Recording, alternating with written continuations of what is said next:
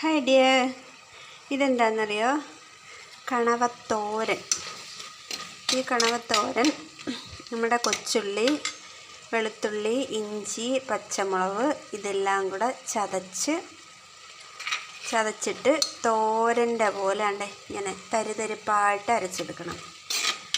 തരിതരിപ്പായിട്ട് അരച്ചെടുത്തിട്ട് അത് ഇങ്ങനെ ഉപ്പിട്ട് കണവ ഒന്ന് കുക്കറിൽ വേവിക്കണം കേട്ടോ.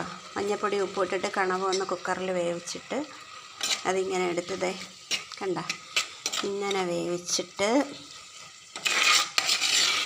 ഇതിൽ കടുക് വറുക്കേണ്ട ആവശ്യമില്ല. ഇങ്ങനെ വേവിച്ച് നല്ല വെള്ളം വറ്റി കഴിയുമ്പോഴത്തേക്കും കുറച്ച് ഇങ്ങനെ വെള്ളം വറ്റി കഴിയുമ്പോഴത്തേക്കും ഇത്തിരി വെളിച്ചെണ്ണ